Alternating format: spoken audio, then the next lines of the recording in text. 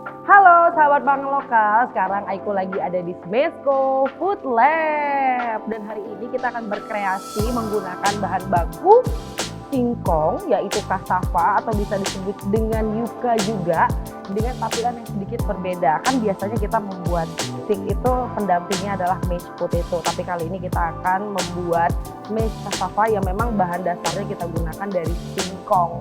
Penasaran kan seperti apa resepnya? Yuk kita langsung masak. Aku akan jelasin bahan-bahannya. Oke, bahan dasar kita tentu saja menggunakan singkong. Ini dia sudah saya rendam dengan air, karena biasanya kalau kita nggak rendam dengan air, dia akan sedikit hitaman.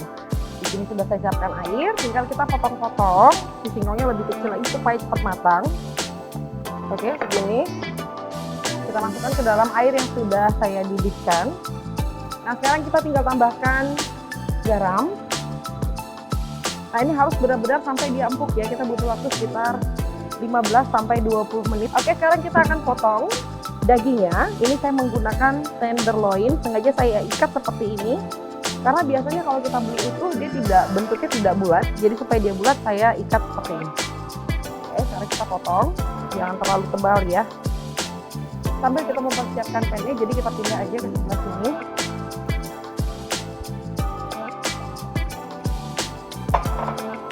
Kita matikan dulu kompornya, kita saring. Nah, tandanya dia sudah pecah ya, kayak gini ya. Ini akan empuk nanti waktu kita mash atau kita hancurkan. Kita menggunakan potato masher, caranya seperti ini. Kita langsung tekan, nah, dia akan hancur. Jadi tingkat kehalusannya tergantung teman-teman. Kalau pengen yang lebih halus seperti potato puree itu boleh ditambahkan lagi cairan lebih banyak, dan kalau mau bisa disaring. Kita tambahkan sedikit krim, sedikit aja biar gurih, terus ada susu. Sambil kita aduk-aduk, nanti akan kita pindahkan ke pan untuk kita masak lagi. Spread. Pindahkan, lalu kita tambahkan ini susu cairnya dulu sebelum dinyalakan ya, jangan dinyalakan dulu kompornya, kita aduk dulu sampai dia rata. Nih, sambil dipencet seperti ini supaya nanti dia nggak ikut terhancur, bisa agak sedikit halus. Tambahkan lagi semua susunya, lalu kita nyalakan. Jadi total dari si singkong ini saya menggunakan tadi total 500 gram, tapi yang hanya saya gunakan 300 gram. Susunya tadi kurang lebih 150 milian sampai 200, tergantung ya kalian pengennya seberapa. Sekarang tinggal kita tambahkan garam. Aduk.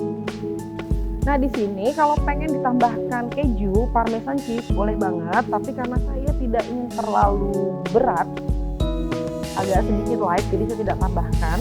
Nah, ini kalau udah kayak gini nih, sudah mulai mengental, kita akan tambahkan butternya. Kita aduk lagi sambil dimatikan kompornya.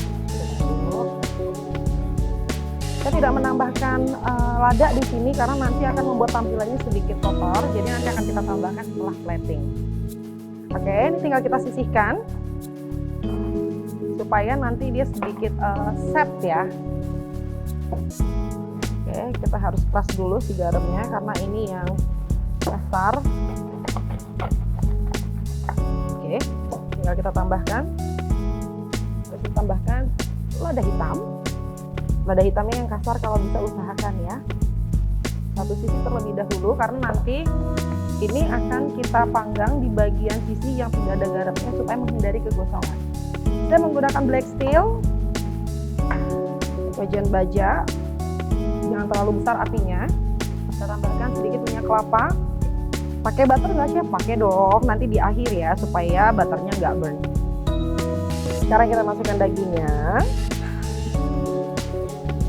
Nah, ini kita biarkan sekitar 2,5 menit tanpa dibalik sampai 3 menitan. Nggak boleh kita bolak-balik biar benar-benar matang di bagian bawahnya dan juga kering.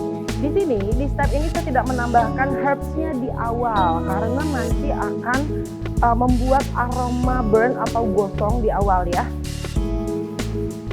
Nah, sekarang kita seasoning karena tadi bagian yang awal tuh belum kita berikan seasoning apa-apa. Kita tambahkan sedikit dengan ada hitam, ada bawang putih, jangan terlalu hancur, dan juga rosemary. Satu aja supaya tidak terlalu strong aromanya. Sekarang kita akan masukkan balsamic vinegar, madunya. Kita tambahkan bawang putih, jangan terlalu banyak, saya hanya pakai setengah. Kita chop sampai dia benar-benar halus. Oke, segini sudah cukup, kita masukkan.